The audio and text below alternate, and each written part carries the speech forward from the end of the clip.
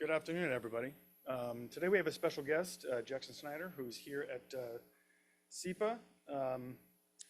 Jackson Schneider has more than 30 years of high-level experience at transnational companies, working closely with domestic and international government bodies throughout his leadership roles in strategic industry associations and boards of public institutions.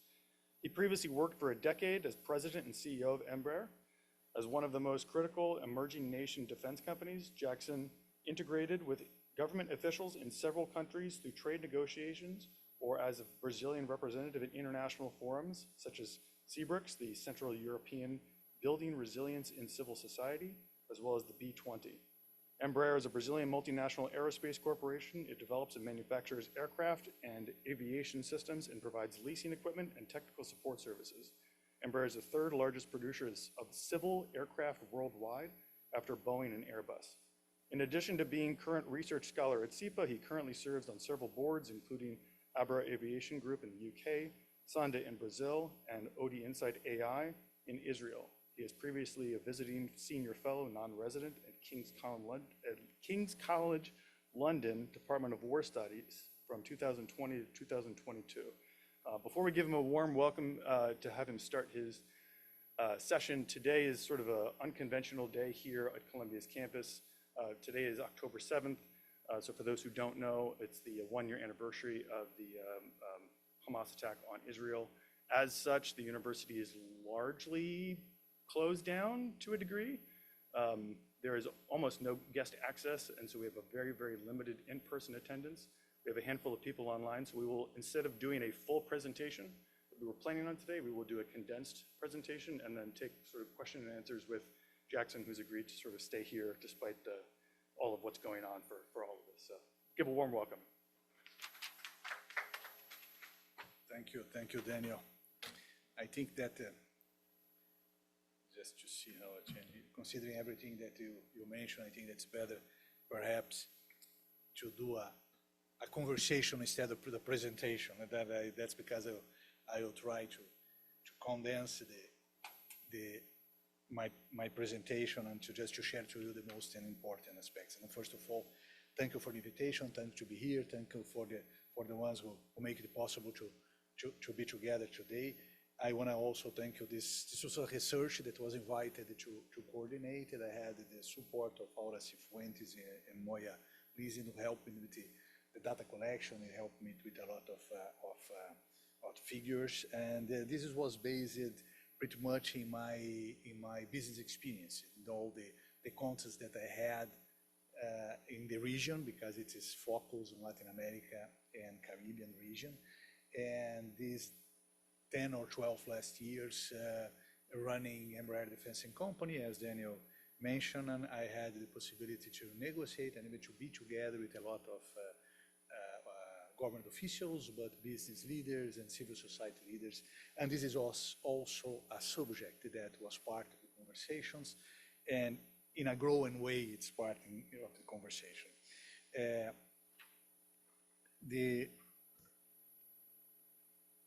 The first comment is that we will see that in the recent years, we haven't seen China's displacing interest in rapid approach in the region.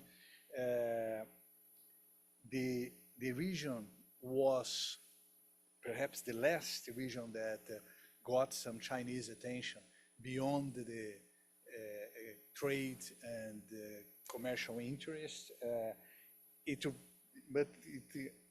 the last decades, the last 15 years, China announced partnerships, investments, projects, and trade interests practically all across the board. It even replaced the United States as the main commercial partner in many countries, Brazil inclusive. And the areas of interest are all encompassing critical minerals, electrical distribution networks, roads, space, defense, even cultural approach, diplomacy. And it's amazing because for centuries, the two sides lived absolutely isolated.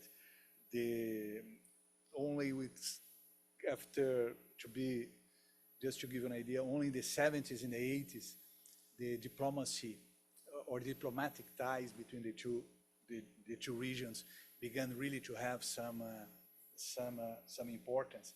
Beyond Cuba, practically there was no country with the diplomatic relationship with China until the 70s and until the 80s. And even after that, the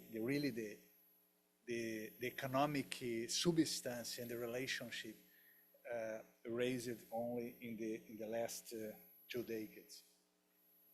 And also to give you some historical context, I will do a very fast presentation and very condensed one. Then I will put some speed in it, just to have time even to talk and to share some ideas. I don't need to talk too much about the historical context of China's impressive development that happened through its specific, let me say, economic model, state capitalist model. The global exports increased from 1% in the 70s to 10% in 2010. In 2020, it was about 15%. The per capita income increased a lot. The international reserves is today about $3.5 trillion. China is the largest holder of United States bills, notes, and bonds. It has about $1 trillion in debt. China has 35% of the global manufacturing output. More than 1/3 of the industrial production in the world is in China, but it's more than that. It's impressive, it's amazing what China did to create a middle class, a powerful middle class. Depends on how you gauge it, how you measure it.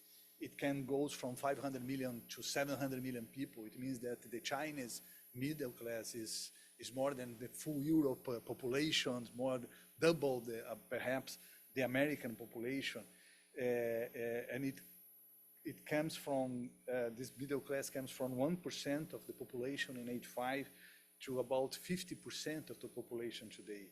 It means that we can talk a lot, but this was a very well succeed model for the Chinese population. And today, China has a very high-tech and sophisticated product and solution. It was not only, let me say, the cheap products that he used to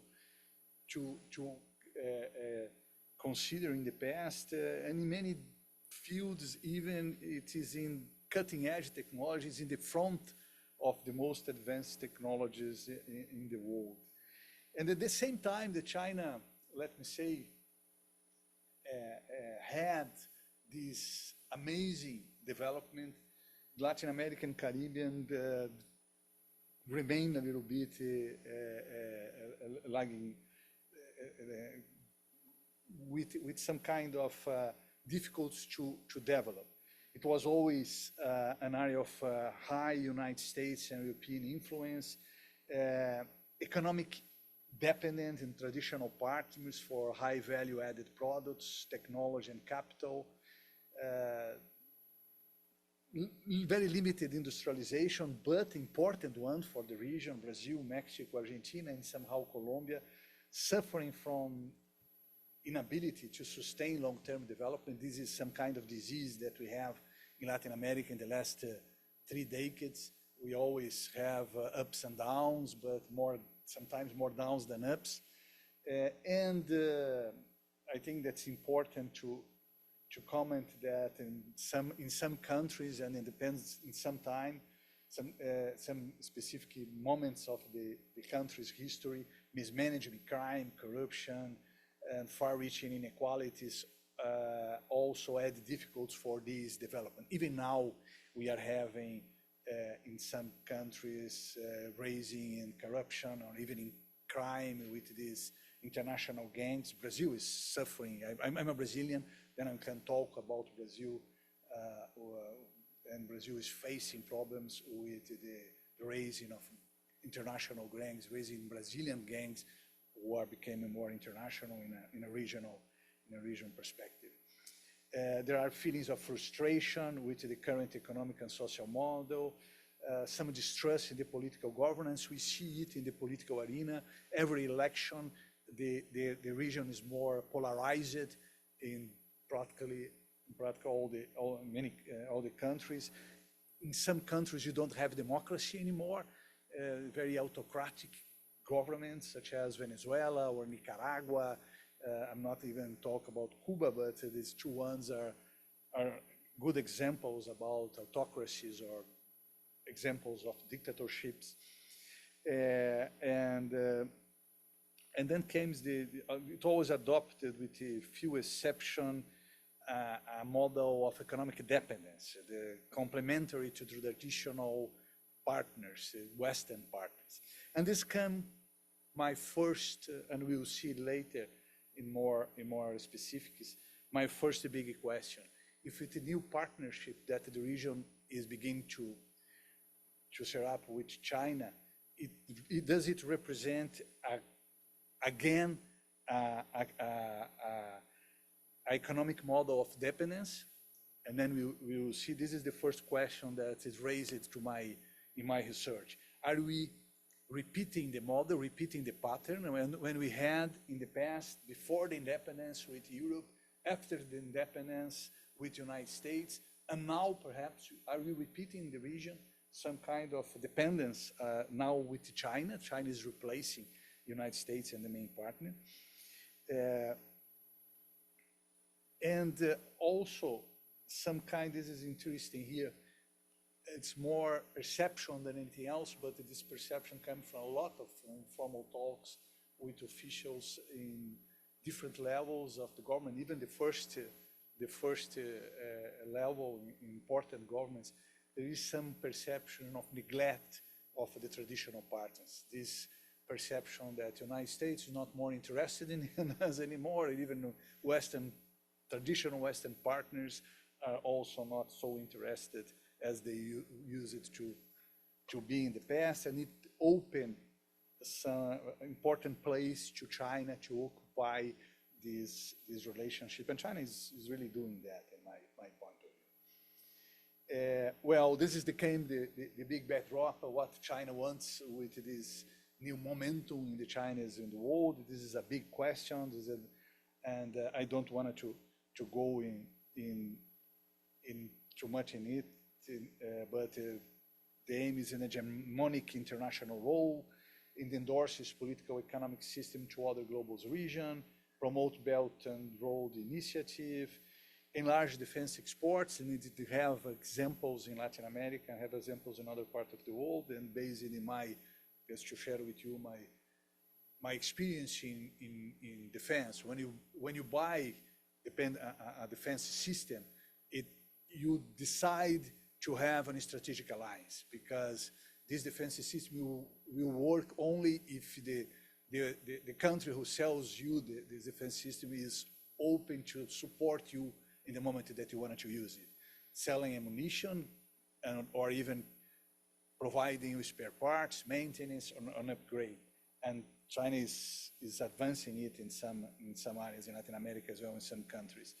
Fosters economic diplomacy when convenient. We see it in this Taiwan issue.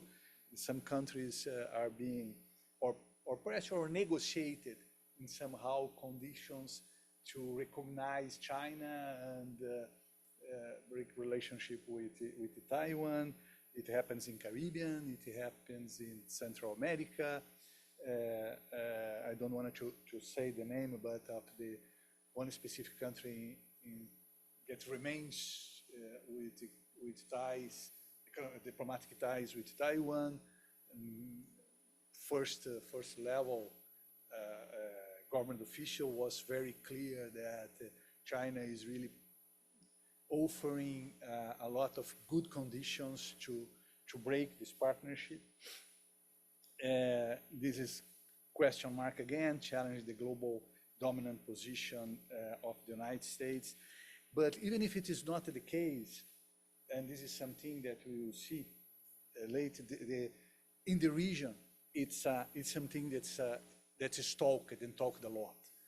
And sometimes the region feels that, or some countries of the region feels that it's some kind of paw in this chessmate.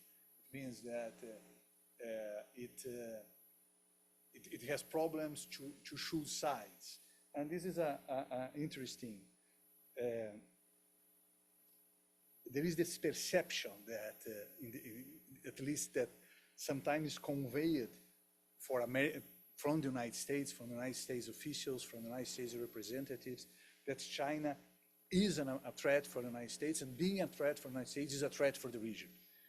I'm not judging anything that it is true or not, but the perception is there because it's being talked that, hey, it's a threat for you as well because it's a threat for us.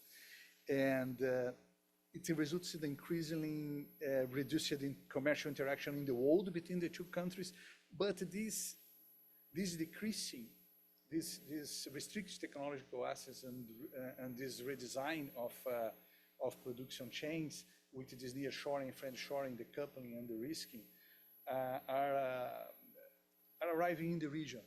Sometimes for good. We will see in Mexico, I think that is benefiting a lot of this redesign of the supply chain. It's amazing what is happening there.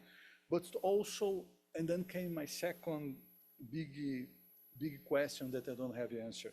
Also, it's very challenging for the companies and for the countries because sometimes the perception is that there is no room for neutrality in the real life of the business.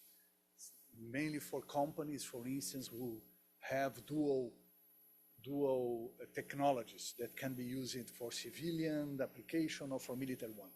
And if the companies doesn't have the room for this neutrality, they will be forced to choose one side. And being forced to choose one side, perhaps leverage both sides to be influent in the region. And perhaps one of the motivations of China to leverage its presence in the region is this big question, this lack of room in the future for countries or for companies to remain neutral in a potential conflict or a potential friction between two sides. This is my second question that raised in my research and in my experience. Remember that I worked in a company who has dual-use technology. In our space, good part of the system you can use for both applications. Even more now because we are talking about a different kind of conflict, hybrid conflict, whatever you wanted to call, or cyber conflict or digital conflict, together with the conventional one. It means that technology will be very important and even more important every day. And China is really attentive for that, I think so, and this is going beyond these economic ties. They go pursuing cultural and political diplomacy in the region. In the last 2 decades, I think that this perception that the United States is more dedicated for Asia and Indo-Pacific area created this vacuum that I commented to you before, and China is really occupying it. Established Confucius Institutes for cultural and educational exchange, language class, activities, scholarships from both sides, city and province sisters relationship. For instance, in my country, Beijing is the sister city of Rio de Janeiro, Shanghai is the sister city of São Paulo, and many others. Established cooperation forums. China, CELAC is China and Latin America and Caribbean Cooperative Forum. China is there. Also participant of APEC that has Peru, has Chile, has Mexico, BRICS, that is, BRICS, Brazil, Russia, India, China, and South Africa. I was president of the SEBRICS. SEBRICS is the business center for the BRICS. Just to give you an idea, this is amazing. I think that when I was president, it was from 19 to 23. When I took over the NDB, that is the National Development Bank, the NDB didn't have any project in Brazil. Today, 4 years ago or 5 years ago, it has 28 projects. Just to show some data about how fast it's coming. Also, it is it is hosting a lot of forums, of workshops to create some kind of proximity with the buddies of the region. The Brazilian government party, PT, this is Partido dos Trabalhadores, the Workers' Party, just signed a collaboration agreement with the Communist Party in China and some months ago, and it was an amazing surprise for all of us. The presidents of the PT, it is a lady, Glaze Hoffman, together with a group of people went to China, and China, this kind of collaboration. Here you see these Confucius institutes, how they are spreading in the region, here in Central America, Caribbean. Here you have in the South America. They are present in practically all the regions, in the main cities. Some more active than others, but very, very impressive how spread they are, and some with a very, very objective actions and really impressive action. They're working very good for the aim that they want to achieve, to reach. Strategic and defense cooperation, this is a new field, but it's happening a lot. Visits and official delegations, regular exchange, joint military exercise. For instance, for the second time, the Brazilian Marines host Chinese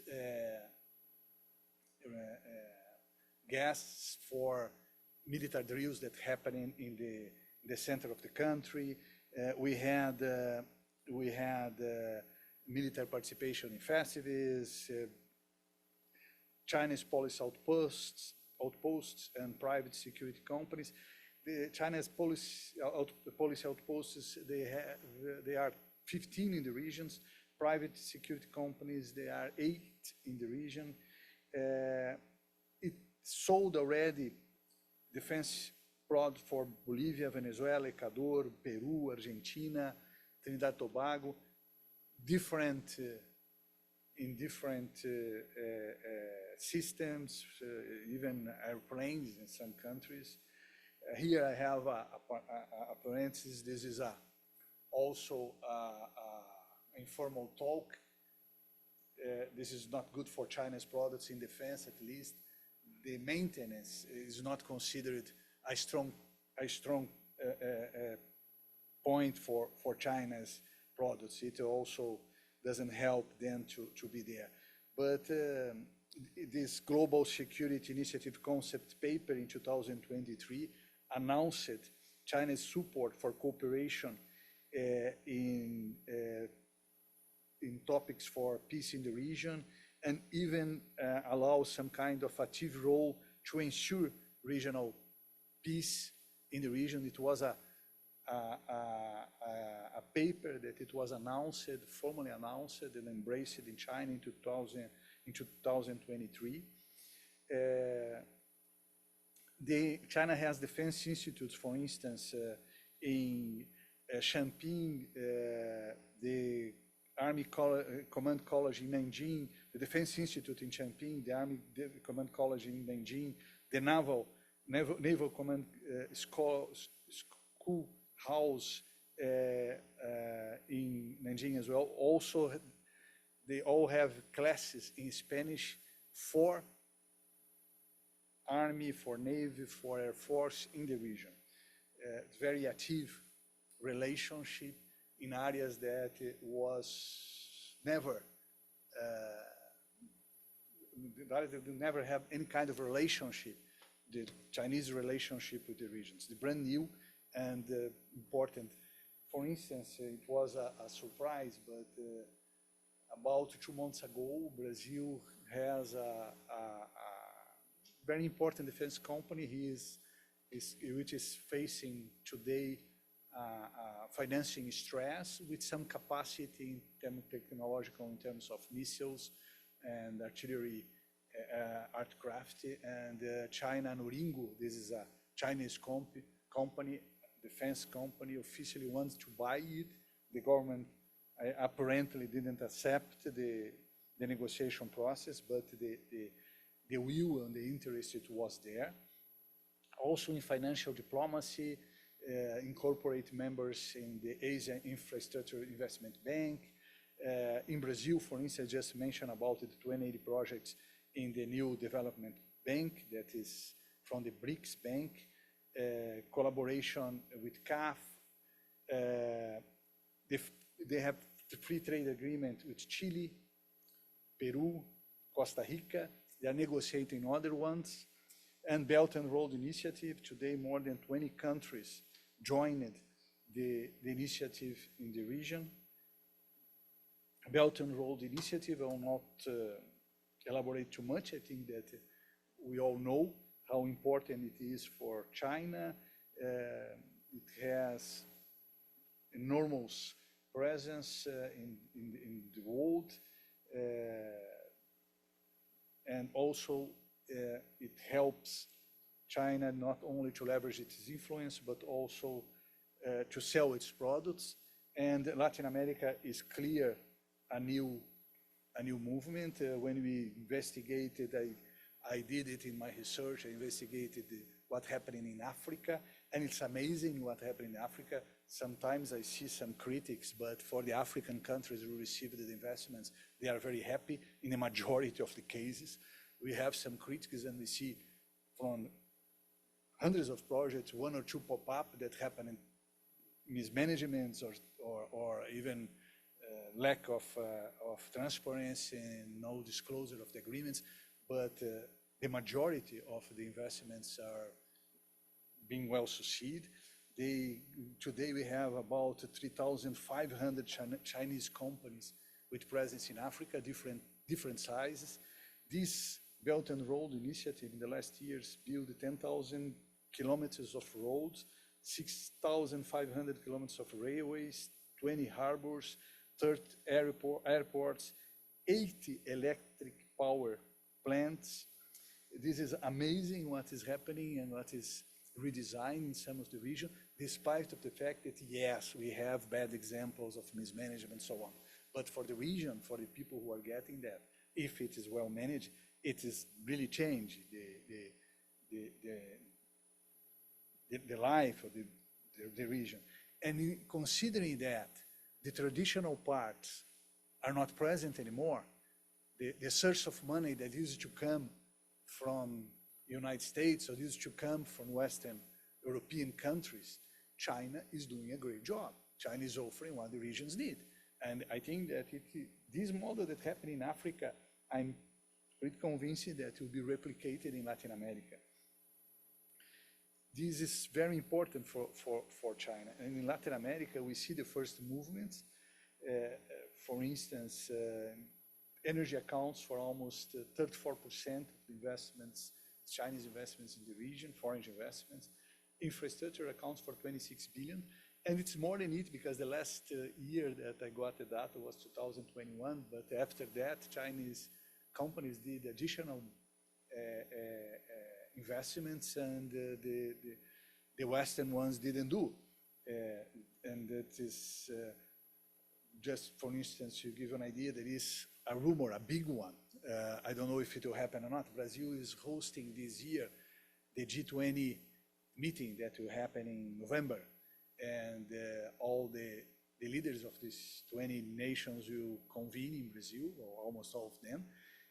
Mr. Xi Jinping apparently will visit Brazil, will remain one day more, and apparently Brazil will announce, this is the big talk behind the scenes, Brazil will announce it's to join the Belt and Road Initiative. The big project that will be announced is a rail way from Brazil until Peru, where China is financing a big harbor, the Shanghai harbor, and Peru has capacity to perhaps occupy 10% of the harbor. The 9% of the harbor will remain idle. It means that Brazil would be a corridor to Brazil to export not only ore, but also soya bean or corn or cotton through the Amazon forest and railway or roads until this harbor. This is what is being talked there. But also, there are conservatives estimated from FDI flows since 2019 exceed $4.5 billion yearly for the region. There are a lot of investments. In Peru, China invests $11 billion in mining. Mining is an important project for China. They invest in Brazil, in Argentina, in Chile, in Colombia, in Mexico, in Peru, in copper, in niobium, in lithium, a lot in lithium. They bought lithium mining in Bolivia, in Chile. They have today in Brazil the second most important harbor, that in Paranaguá. They have a strong presence there. When you see in the other areas, in communications, the strong presence. Huawei continues being a very important character in the communication game there. They're really an important player. Huawei is present in Brazil, is present in Argentina. Both countries announced that to remain with Huawei for mobile system network. But in space, China has programs in Argentina with the Nanking space base that is in Patagonia with 50 years agreement that can be renovated for other 50 years. China uses 90% of the operations. Argentina uses 10%. Part of what happens in Neuquén, is not even informed for the Argentine authorities. Is some kind of Chinese territory there. China has an important project with Brazil that is CBERS, we call. In 2028, we will together launch a new satellite that both countries began to invest now. It's an observation satellite, but has programs with other 5 countries in only South America, different levels. There are direct presence. China was present in peace missions, the United Nations peace missions. Transportation is a lot of investments in transportation, in energy, in mining. Vehicle production in Brazil, this is a brand new phenomenon, I have to say. Today we have already 4 Chinese companies announcing not only exports, but production there. BID, Great Wall, GAC, and Cherry are present or announced new investments there, and other ones are negotiating. What is interesting that some of them are even buying old plants from traditional Western brands. BID, for instance, bought an old plant from Ford in Bahia. Great Wall bought an old plant from Mercedes-Benz, passenger cars, Mercedes-Benz, not a commercial vehicle. This is very interesting.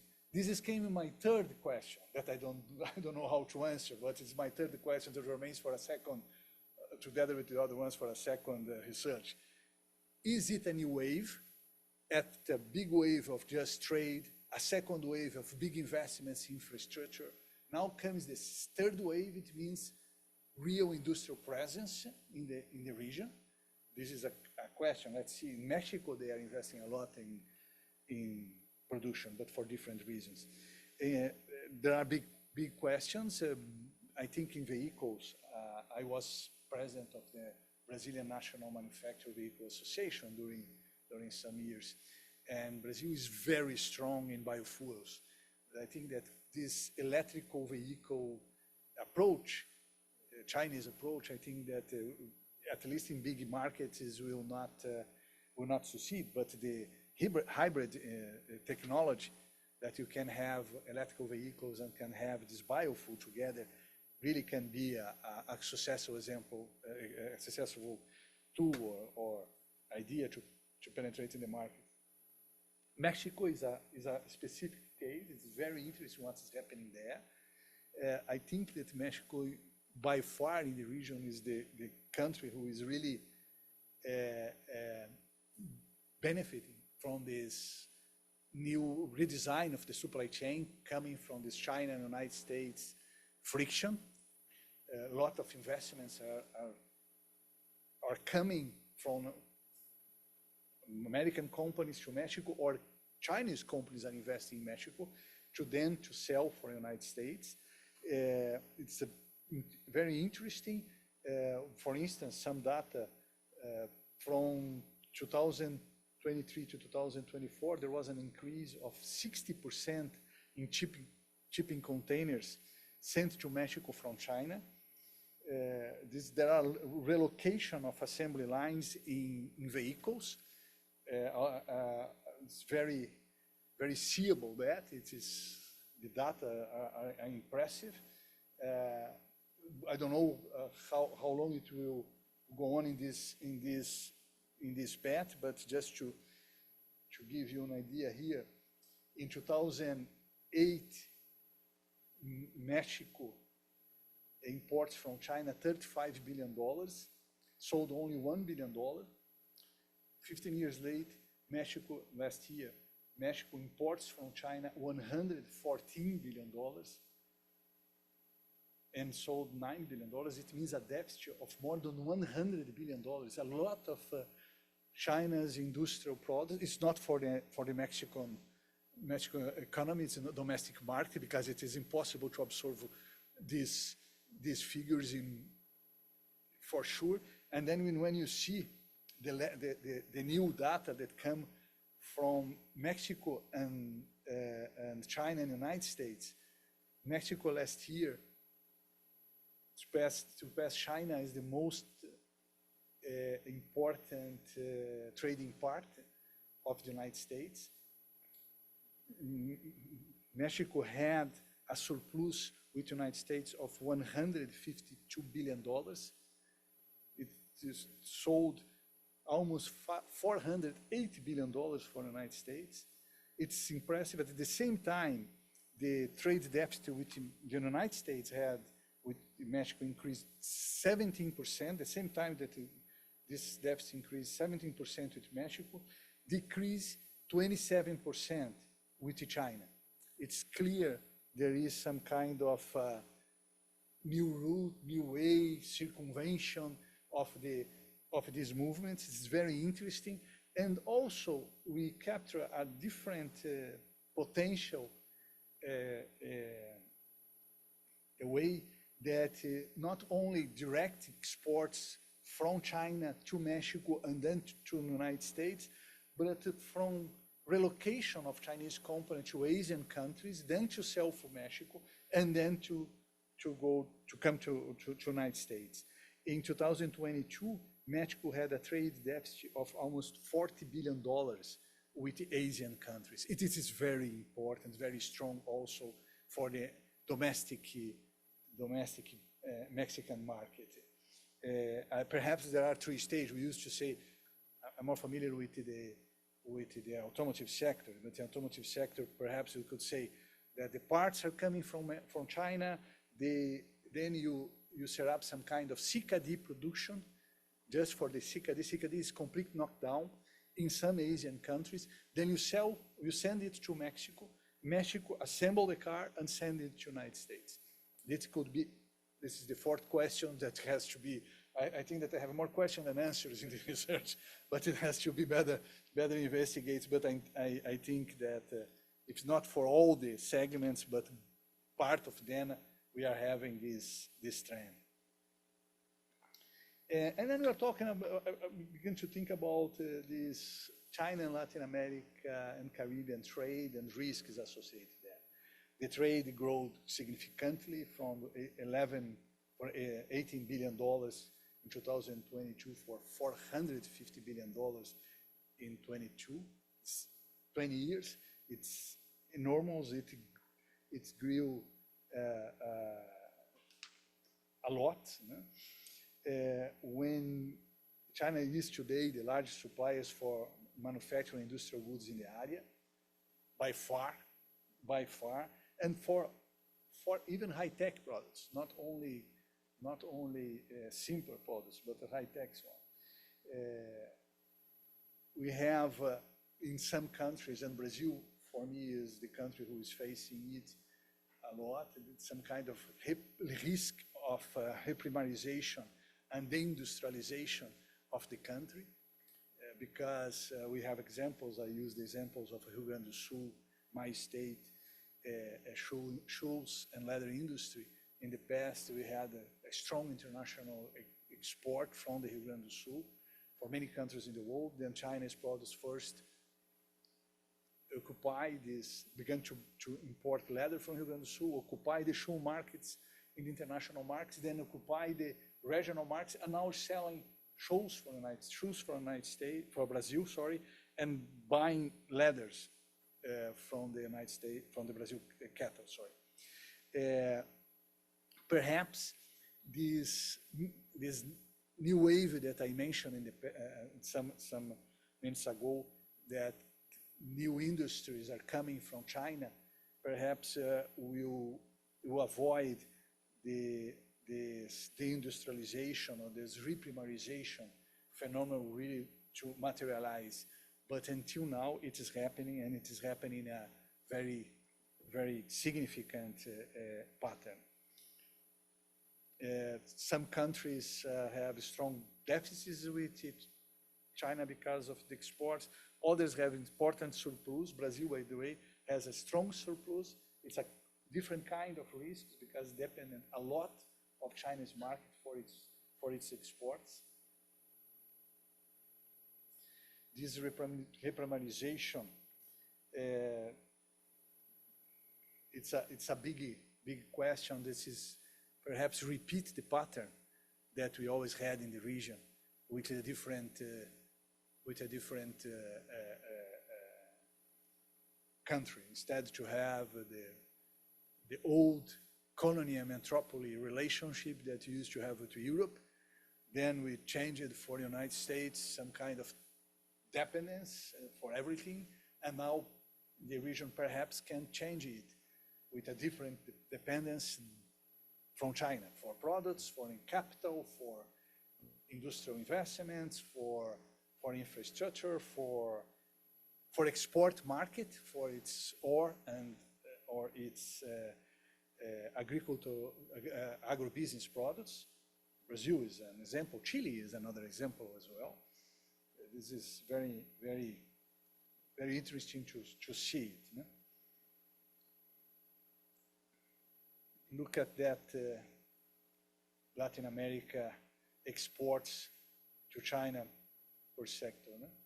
How it ores, food, fuels, agribusiness products, and this is raw, this is not processed. Food is at least have some kind of process. The raw agribusiness doesn't have any kind of process in the region. Brazil sells soya in grain for China, and China processes the soya in China industries to use in its market. Look at the China exports for the region. Machines, textile, plastic and rubber, chemical products. It is kind of dependence theory that we used to have in Latin America to explain how was the Latin America disease in these last decades. Perhaps this disease is coming again in a different design. How to de-risk this current relationship? Then we began to investigate some kind of and present some kind of ideas. No? To avoid this kind of new economic subordination, could diversify the export markets as for the countries will have dependence on China to export its products. To negotiation some kind of technology transfer. I think that this new industrial movement that China is really beginning perhaps to look at to set up new plants, industrial plants in the region can be a good idea to observe technology, to add value for the products exports to China instead to export the soybean in grain, in raw food, to process it in a way that it adds value, but more than add value, it creates jobs for the region. I think that it's important. Also to try to to gather in specific organization for information exchange and even market monitoring of some products that the region has a strong presence in the production. It can change the price of the commodity, or can at least handle better the demand and demand offer to avoid price decrease. And as I promised, very fast, very condensed presentation. This is the conclusion. The relationship between China and America and Latin America and Caribbean has grown and solidified mainly in the last 2 decades. I think both China interested to guarantee the market for its products in the region, but also food supply and ore from the region, and also this feeling of lack of attention from these traditional partners. I dare to say that it's much more than a feeling, it's a reality in many fields. China is really engaging Latin America in projects and programs that represent investments, job creation, economic growth. Then we can cry against, we can say that as some Western parties do, but in the end of the day, China is offering for the region what the region needs. And this is something that has to be considered. The region needs investments, the region needs to create jobs. China is there and is offering it for the region. And it will not change. For sure, this relationship represents real opportunities, has to be reevaluated. For me, the main risks for the region, if the negotiation does not consider what is the best for the region, and we can pay prices in the future if we don't use this moment to leverage the development of the countries for the good of the people, and instead think about only in some economic mismanagement. I hope that will not happen. I hope that these programs, these projects will be negotiated in a way that is for the good of the region, and I think that is a good opportunity that has to be considered. And one last comment here is this backdrop that I comment coming from this friction between the United States and China, and this comments sometimes coming mainly from some American officials in the region, and depending on the political party, the color change, the tone perhaps change, but this position that sometimes wanted to force the countries in the region to not partner with China, which is offering good conditions and without offering any alternative. I think that will only accelerate the lack of neutrality in some countries of the region. In another side, this is not an intelligent policy, I would say.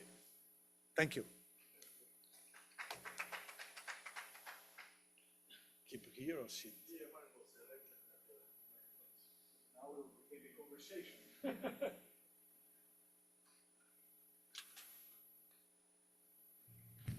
You want to ask the first question while I set up the rest of the AV? Yeah. So thank you so much for this very kind of broad presentation, broad picture of China in Latin America region.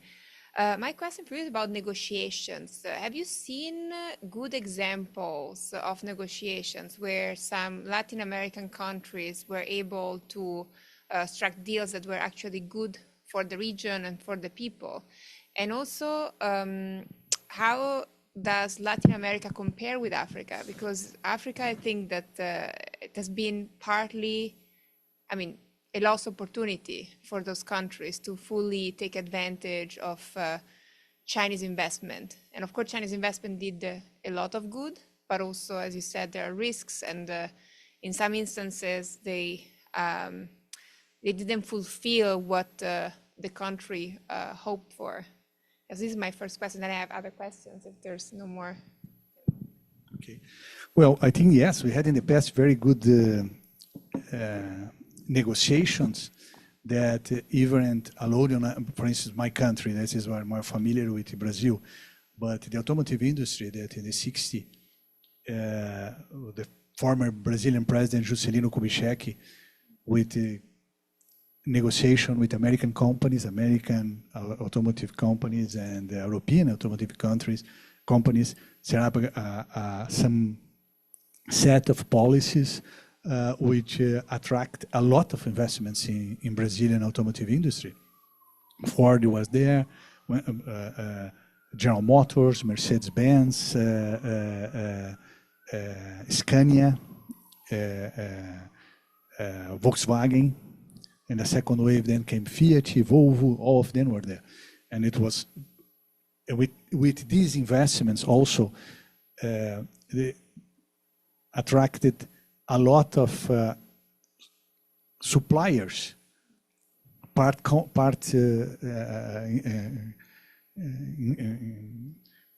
from the United States and Europe, but Brazilian suppliers.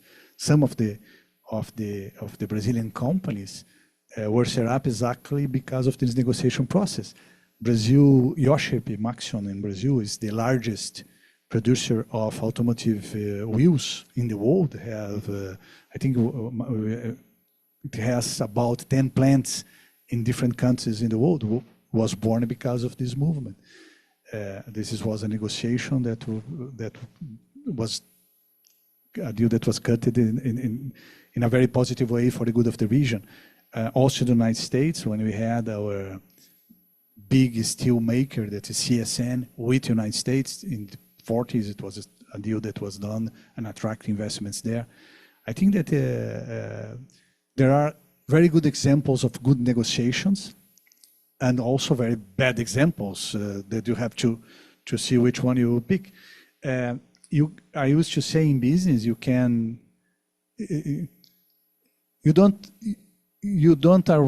are not right in all the decisions that you take, but you have to decide in a way that you want to do the right decision. It means that you have to plan properly, you have to have the right data, you have to set up your aims, you have to have the right people with you, to investigate the conditions, to use the comparative advantage that you have, to leverage them in your favor, and then this makes the difference.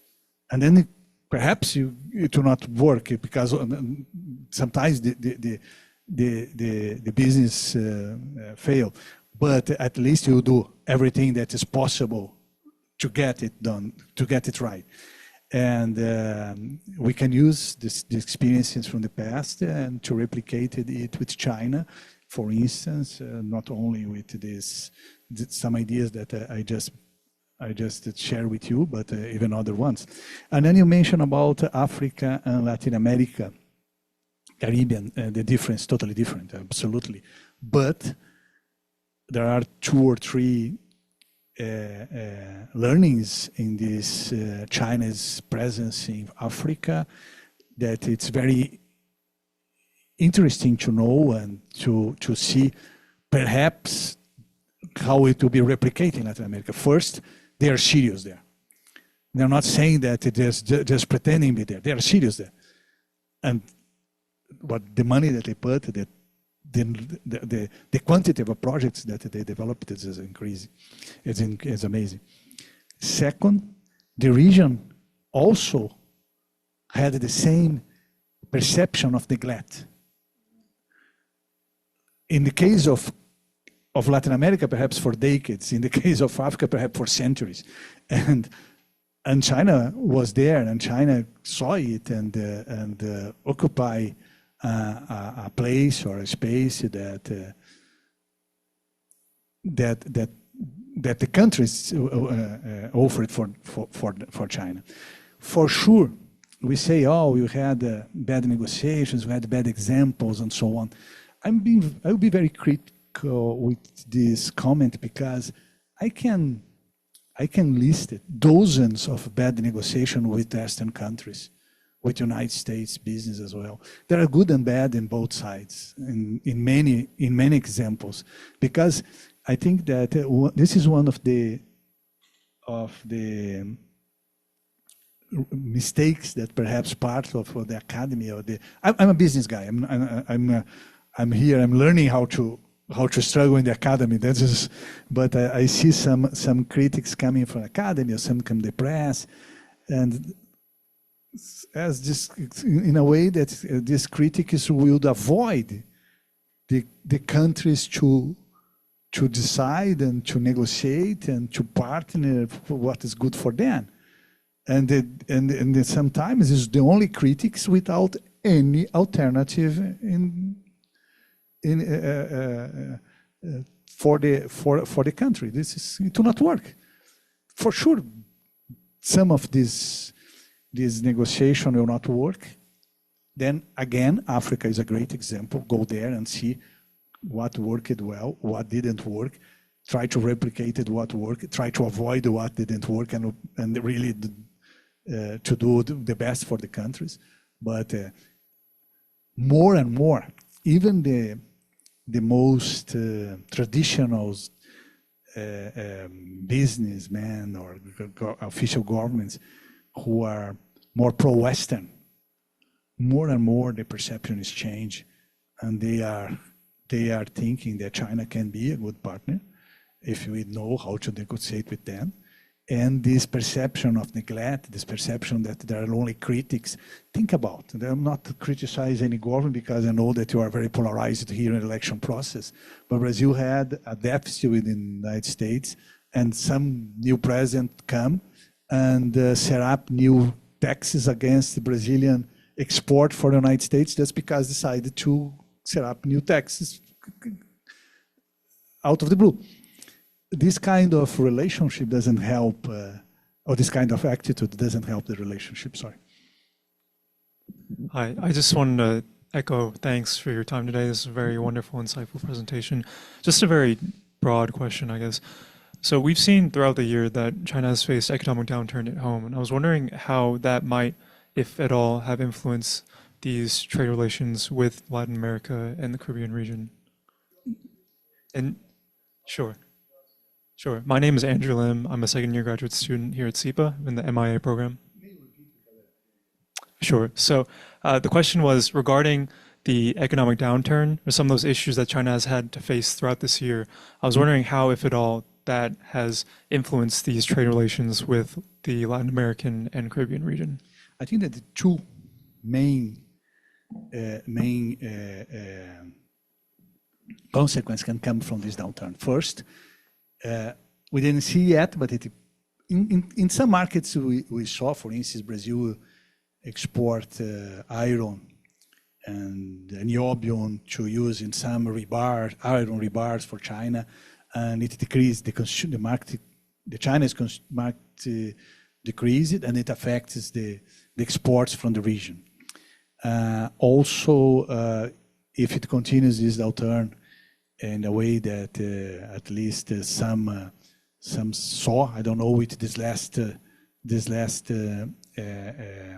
measures that the Chinese government just announced, if it will really change the perspective, but the perspective continues, the exports will decrease, because China, for some countries, is very important. Some countries are very dependent on Chinese market, and it can represent a negative consequence for the country. This is one issue. The second one is China's appetite for investments.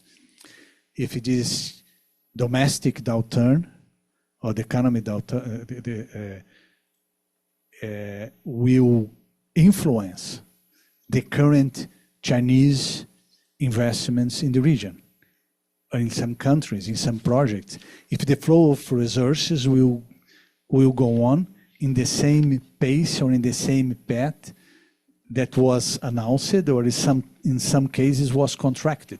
This is a question, but yes, it can affect. It can affect because of the China is investing a lot. We are talking about billions and billions of dollars every year. This is a question if this flow will go on.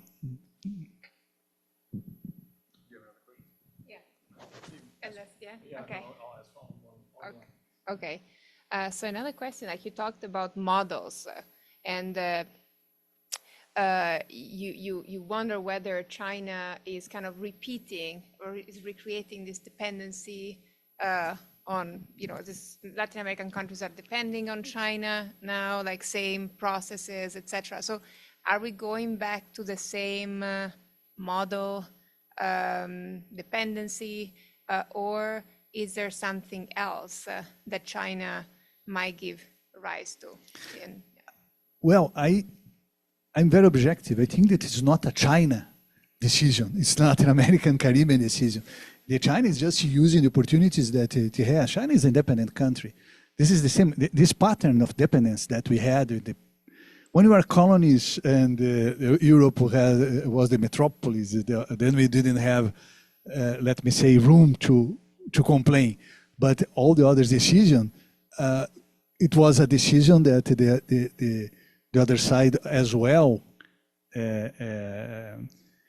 it took. And then I think that what we have to do is to understand what happened in the future, to understand that perhaps was one of the causes of this Latin America difficult to grow or to maintain a sustainable growth, and to reduce the inequality in some countries that is enormous, my country inclusive, is enormous. The concentration of income is absurd, and see what can be done different from the region. The region can always say no. The government can come to China and say, no, in this way I don't want. Oh, but it will cost me X. Yes, but then you negotiate it as you had in the past, good negotiations. You have to use the leverage you have. I'm not saying that it's easy. To negotiate is not easy. What we have to do in the region is to grow up into to see that it's time to be mature and to negotiate what's the best for the region, and use everything you have and force everything you can exactly in the way that the other side will do if it have the possibility to do, as we had in the past with the United States, in Europe, and now with China. I'm being very business oriented here, but this is how the business happens. Then the government has to follow the same path. It's basically a system that has not changed, right? So China is navigating similar systems. The system. Advantage of opportunities. There isn't Sure. really anything substantially different. Is how this player. If, for instance, my country, I advocate that Brazil has to sit with China, force as much as it can, to process as much as possible the products that we export for China. Instead to export soybean in grain, export, I don't know, processed soybean. I'm not expert in soybean, but oil or how to say pie, or depends on the country. The government can have to see it and say, but you need time. Okay, do a 15 years period, 10 years period, 20 years period. We'll have backlash on the other side, perhaps, but try, force, negotiate. They wanted to invest in Brazil. This could be something that you put in the balance. Okay, we wanted to invest that in this harbor because it's important for you. Okay, and now I want in the 5 years, 20% of the soybean that I export for you, I want it to be processed in Brazil. They will perhaps have problems to jobs there, but we will create jobs in Brazil. We will add value for the export. We are exporting a lot from China. This is depend. I think that if you wait China knock on our door and say I'm doing it because I think that's better for you, it's false. But never happened in the past. It will never happen in the future as well. We always had and for me, the relationship between countries and the relationship between companies, we always had something when you raise and you decided to negotiate and you decided to use everything you had in your hands to force a negotiation that could be better for you. Otherwise, you will not get it for free. So are things, you mentioned earlier about things potentially being pushed on the region, sort of an evolving conversation between things that the region wants and things that the region sort of is okay with having a certain degree of dependence on, especially if it benefits them in the long term. But then again, potentially also there being a door being left open for things that maybe they don't necessarily want as much, or maybe are being pushed on them, for example.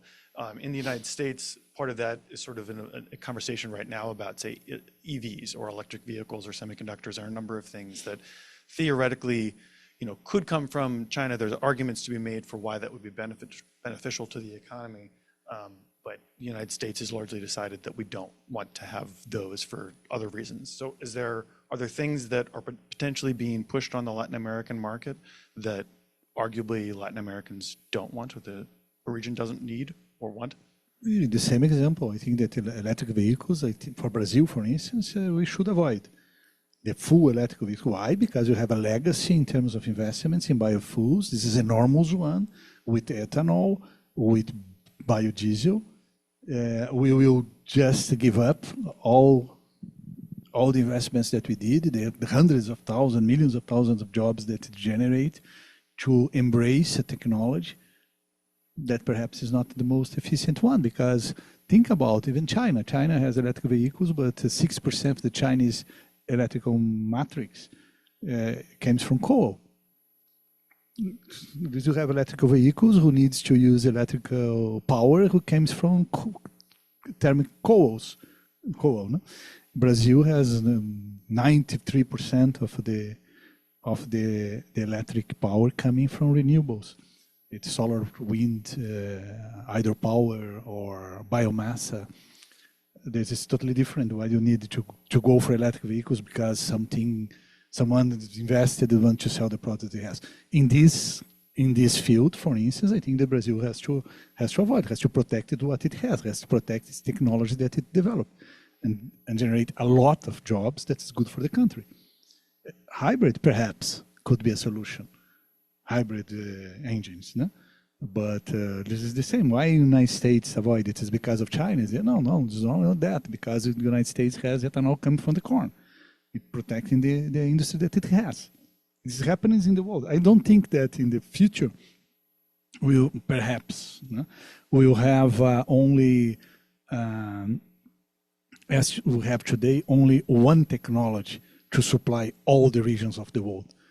Perhaps we'll have different technologies depending on the technology available, or the economic footprint and industrial footprint of the regions of the country. Think about India. India has 15%, I think, that ethanol today in the fuel, in the gas. It will give up the investments that India did, and different from Brazil. Brazil has plantations for sugar loaf and big farms with very efficient and productivity, with 2 or 3 harvests per year. This is amazing. In India, because they need to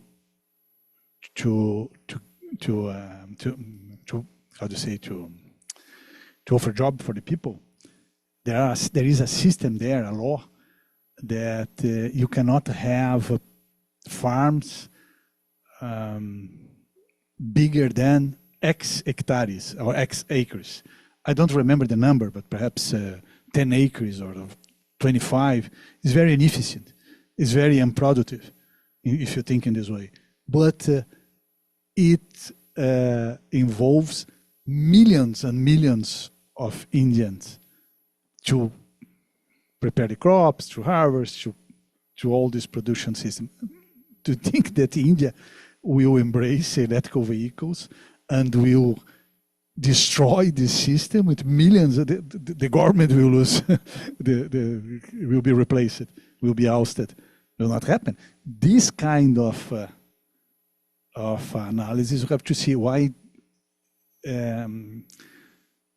Europe is blocking now China's exports. I think that increased for 25%. I don't remember them. It was 35%. No, more than 50%, I think.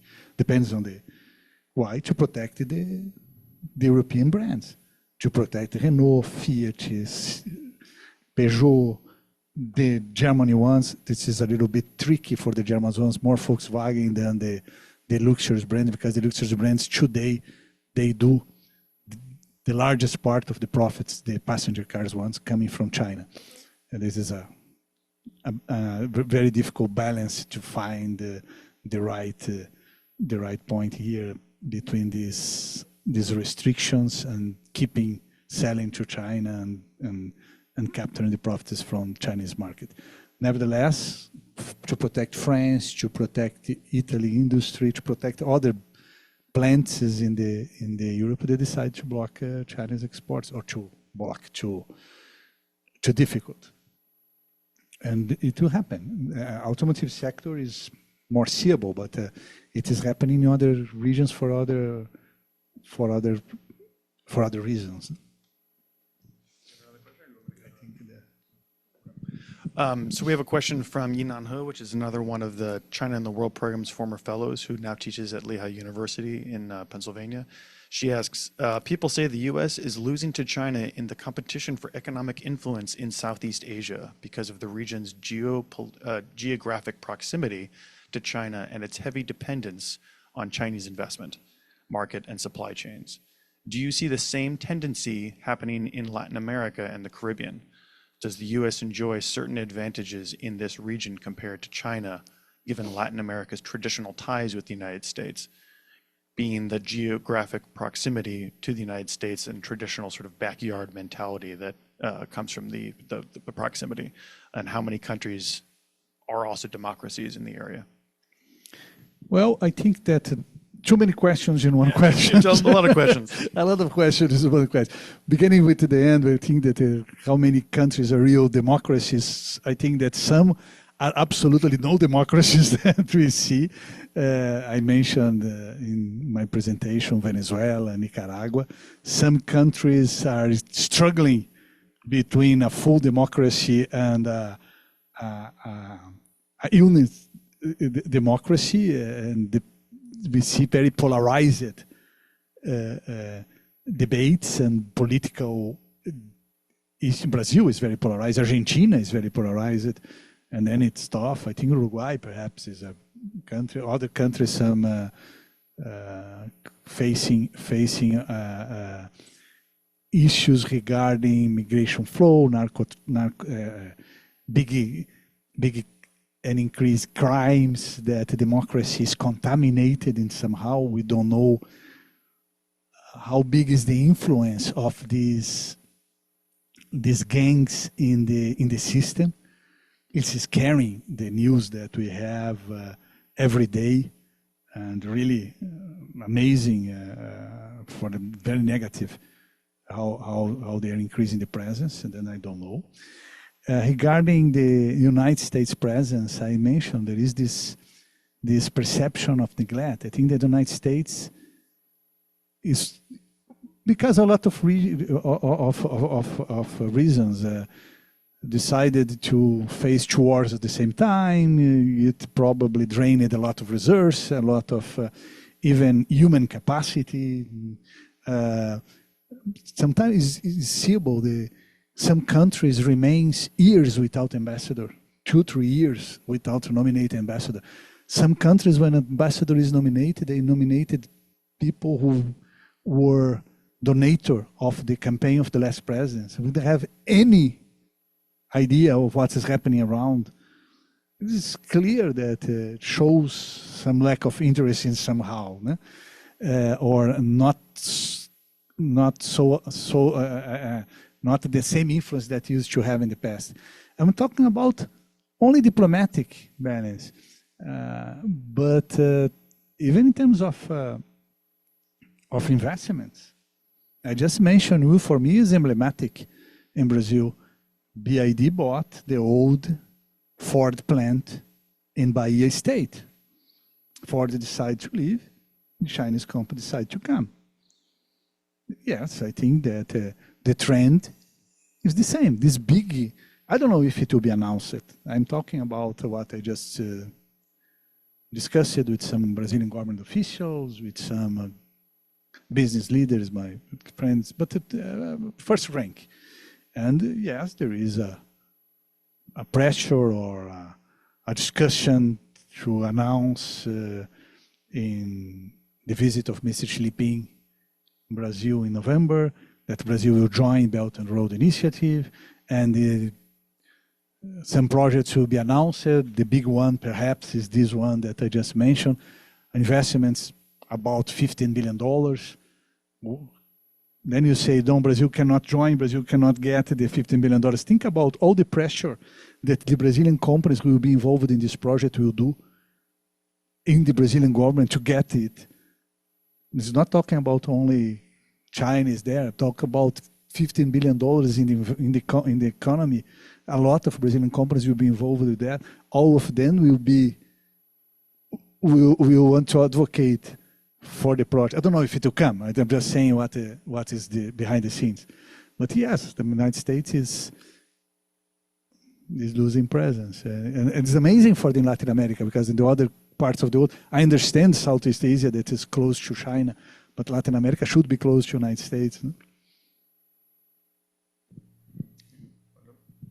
Another question from Rachel Holvey, who's a current CWP fellow and was actually planning to be here, was very excited to see you, but because the campus is closed for guests right now, she wasn't able to attend.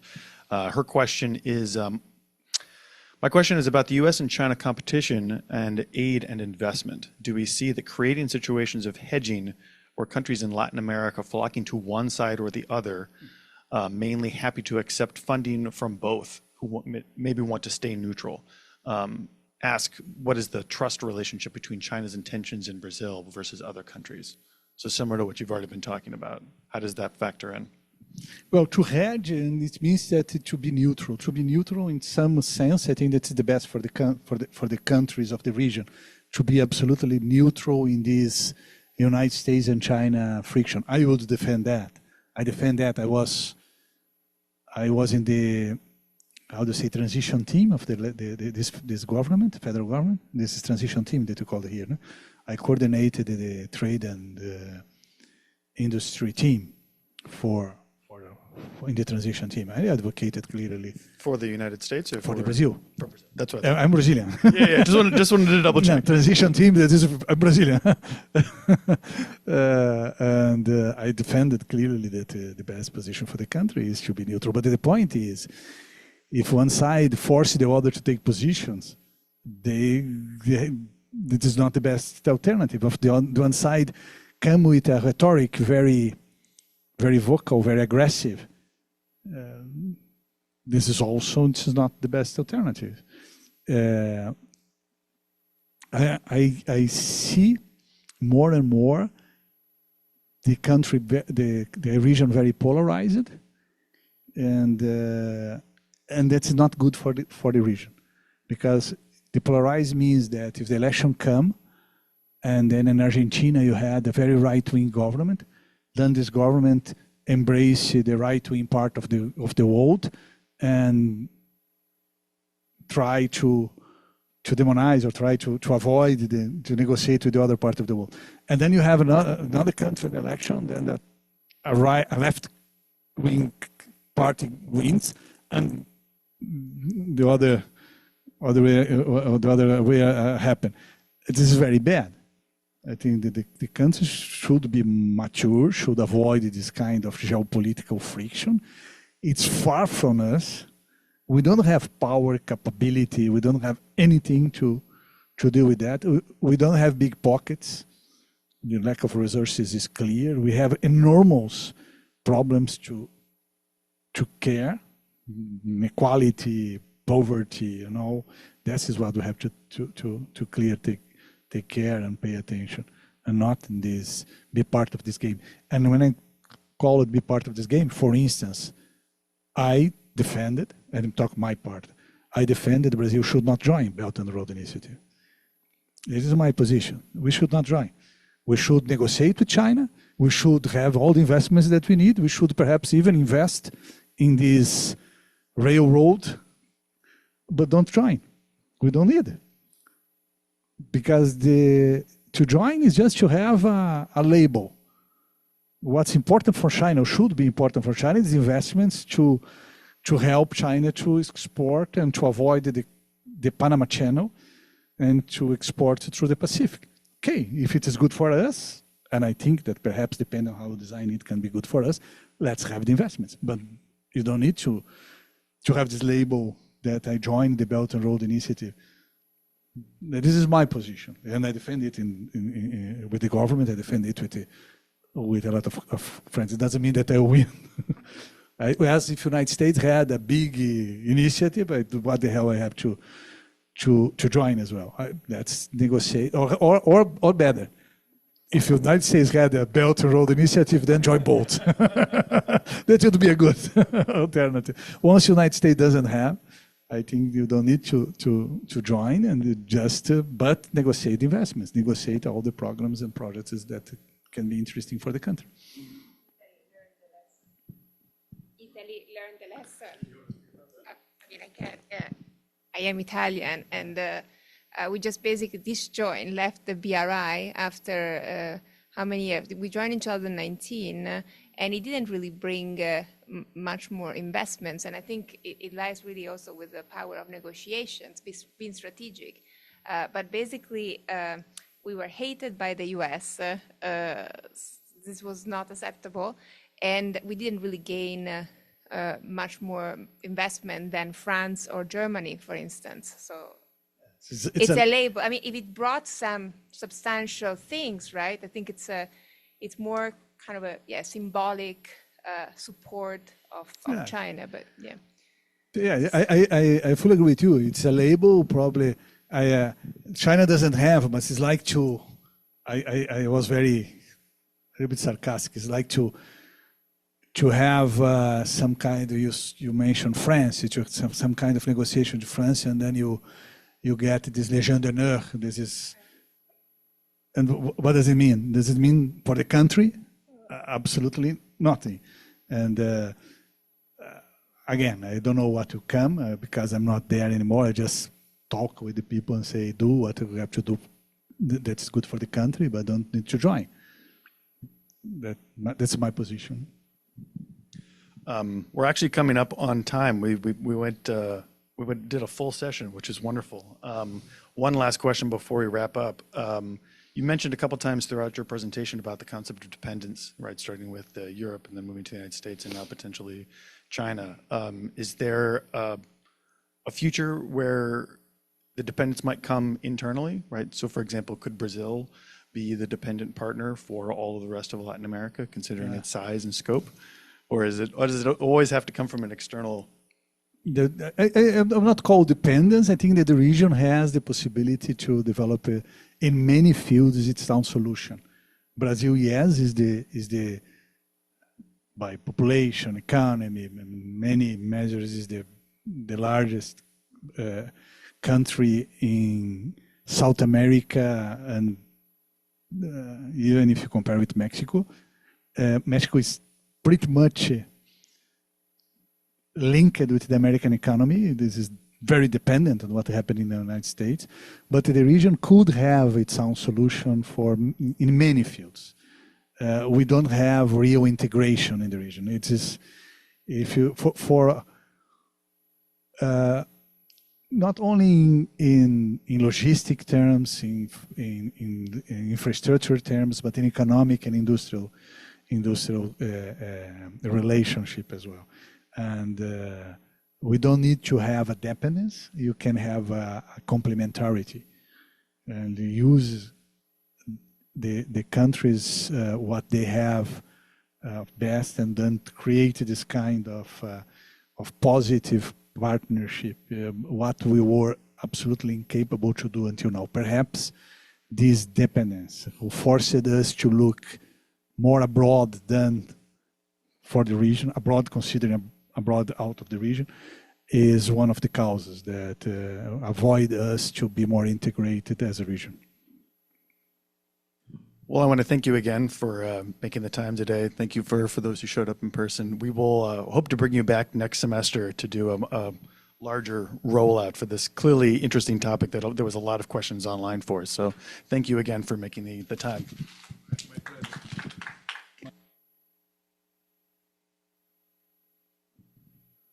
My pleasure.